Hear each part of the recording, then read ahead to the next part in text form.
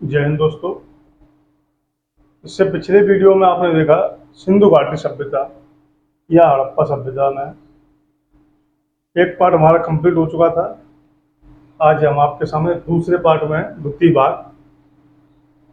शुरू करते हैं।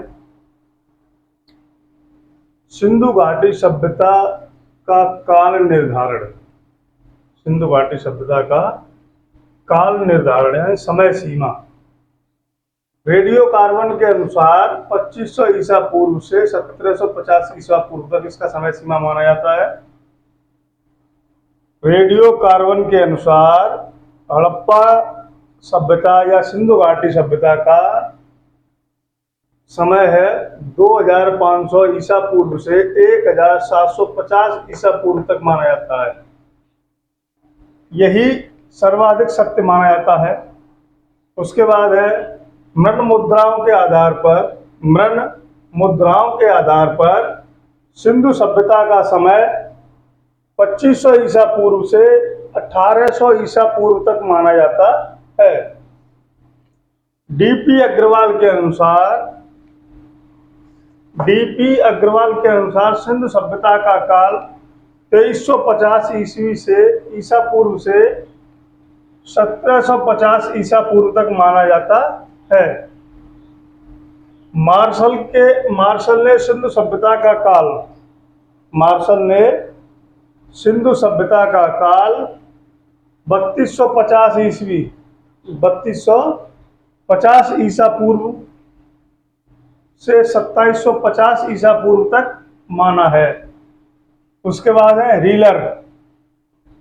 हीलर के अनुसार सिंधु सभ्यता का काल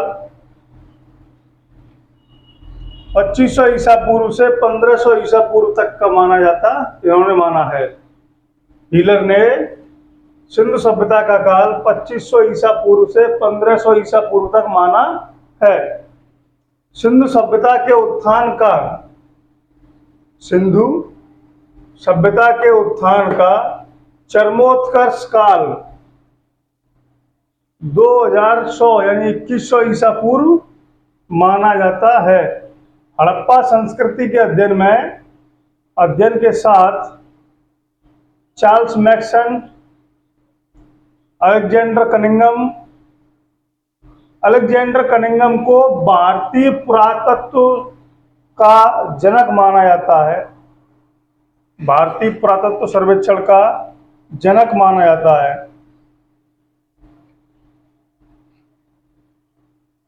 Alexander Cunningham, M Wheeler, Madhav Swarup Vats आदि लोग जुड़े हुए थे। इकाथम महादेवन ये एक भारतीय पुरालेख शास्त्री और भूतपूर्व लेख सेवक हैं जो सिंधु घाटी सभ्यता के पुरालेख शास्त्री पर अपनी सुविज्ञता और तमिल ब्रह्मी अभिलेखों का सफलतापूर्वक अर्थ निकालने के लिए जाने जाते हैं। सैंदववासी दशमलव प्रणाली पर आधारित बांटों का प्रयोग करते थे। खुदाई में 16 के गुणकों में बांट प्राप्त हुए हैं। 16 के अंतर में 16 के भाज्य में बांट प्राप्त हुए हैं, जैसे 16, 64, 160, 320, 640। ठीक है।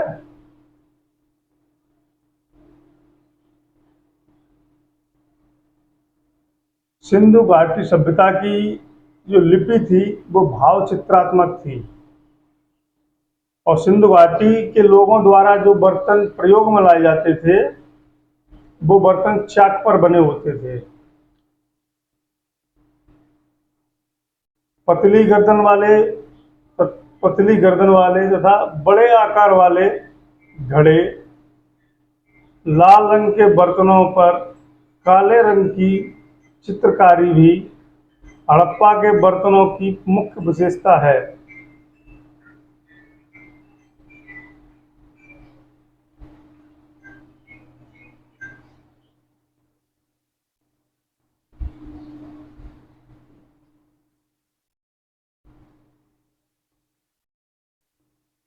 सिंधु घाटी के लोगों की किन किन अनाजों का प्रयोग करते थे, कौन कौन से अनाज उपजाते थे, जिनमें है चावल, जौ, खजूर, गेहूं, कपास, तरबूज, मटर, जुनसी, तिल और सरसों। ये इन लोगों की खेती करते थे। और एक चीज मैं आपको बता दूं या लिख भी देता हूं, सर्वप्रथम कपास उगाने का श्रेय हड़प्पा सिंधु घाटी सभ्यता के लोगों को सिंधु घाटी सभ्यता के लोगों को है।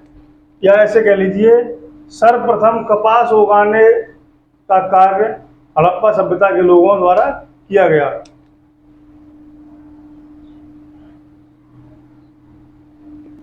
सर्वप्रथम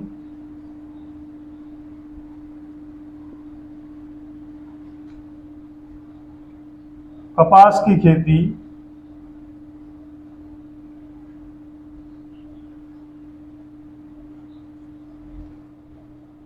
सिंधु घाटी या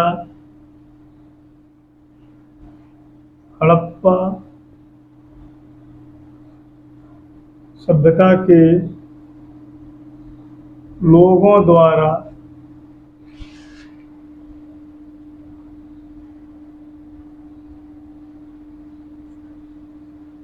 की गई।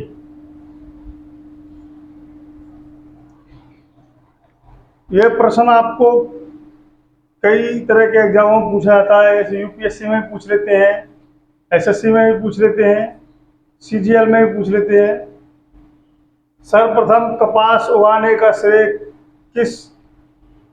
किन लोगों को जाता है, तो आप उत्तर लिख देंगे, सर्वप्रथम कपास उगाने का श्रेय हड़प्पा सभ्यता के लोगों को जाता है।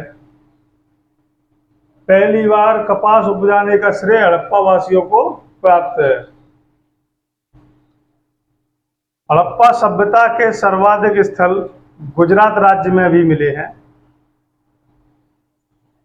यहाँ के लोग लकड़ी के हलों का प्रयोग जुताई के लिए तथा पत्थर के हंसियों का प्रयोग फसल काटने के लिए करते थे। सर्वप्रथम स्वास्तिक चिन्ह के अवशेष हड़प्पा सभ्यता से मिले हैं। लोथल एक स्थान है जो गुजरात में पड़ता है। मैंने आपको इससे पहले वीडियो में बता चुका हूं मैं। लोथल कहाँ पड़ता है? गुजरात में। लोथल में मिट्टी से निर्मित घोड़े की प्रतिमा प्राप्त हुई है। किसकी प्रतिमा? घोड़े की। सैंदववासी मातृ देवी की पूजा करते थे। चावल के प्रथम साक्ष्य भी लोथल और रंगपुर से मिले हैं। चावल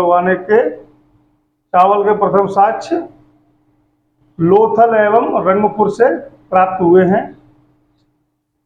सिंधु क्षेत्र का प्राचीन नाम मेलुहा था। क्या था? मेलुहा। ऐसा लिख देता हूं,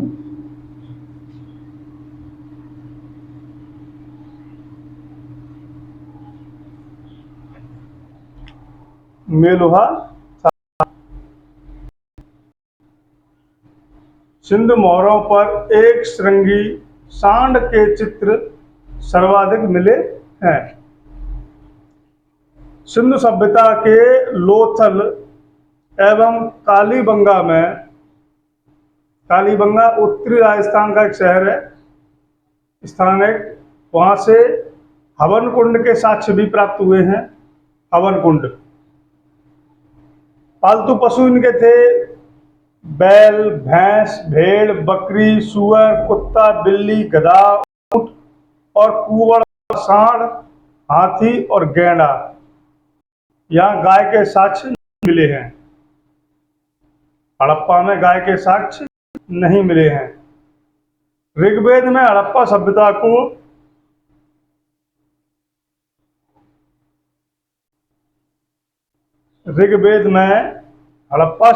को हरियूपिया कहा गया है।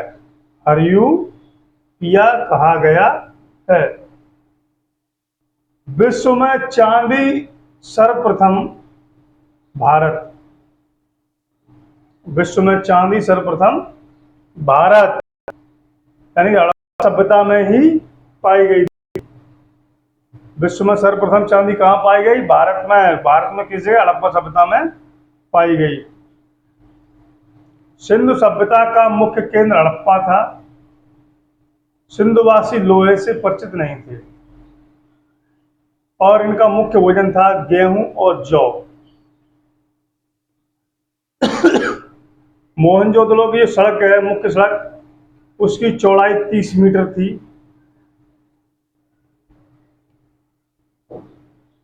और यहाँ के लोग कताई, सूत काटने के लिए तकलिया का प्रयोग करते थे, तकलियों का भी प्रयोग करते थे। और ये लोग नाव बनाना भी जानते थे। हड़प्पाई लोग नाव बनाने का भी काम करते थे। और सैंधवकालीन मोहर बनाने में सर्वाधिक प्रयोग मेल खड़ी का किया जाता था, सैल खड़ी का।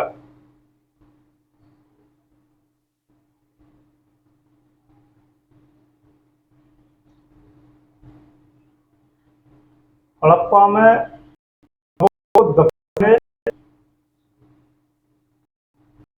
हड़प्पा में शवों को दफनाने, जबकि मोहनजोदड़ो में जलाने की प्रथा थी।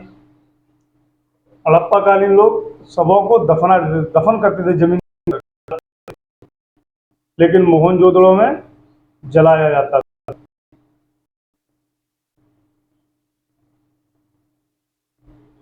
सिंधुवासी अपनी मिठास के लिए शहद का भी प्रयोग करते थे। और यहाँ के लोग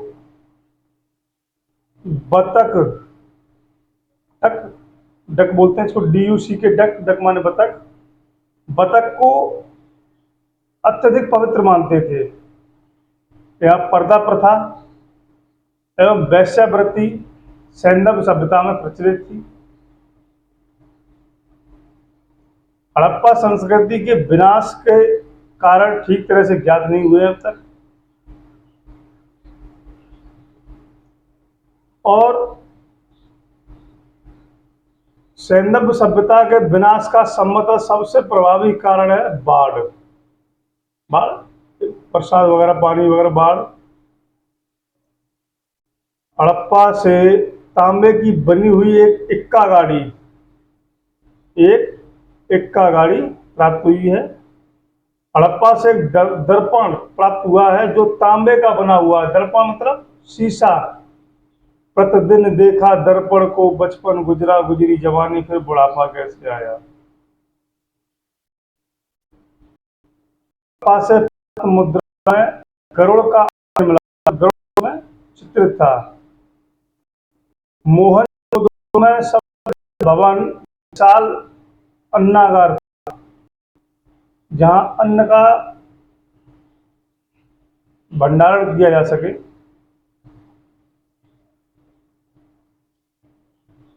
मोहनजोदड़ो में सूती कपड़े का साक्ष्य तथा एक नर्तकी की कांस्य की मूर्ति भी मिली है।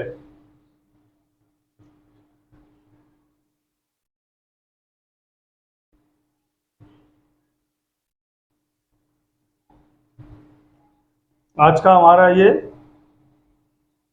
हाँ एक चीज और है, चन्हूदड़ों से दवात तथा मनके बनाने के कारखाने भी प्राप्त हुए हैं। लोथल गुजरात के अहमदाबाद से 80 किलोमीटर दूर अरब सागर तट पर खंबात की खाड़ी में स्थित है।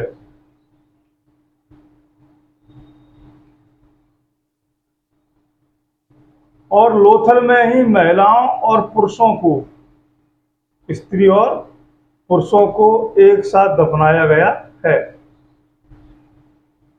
आज का हमारा टॉपिक यहीं समाप्त होता है। अगर आपने हमारे चैनल को अब तक सब्सक्राइब नहीं किया तो चैनल को सब्सक्राइब कर लें, वीडियो को पूरा एंड तक अवश्य देखें। आशा करता हूं आप सभी स्वस्थ होंगे, सुरक्षित होंगे। धन्यवाद।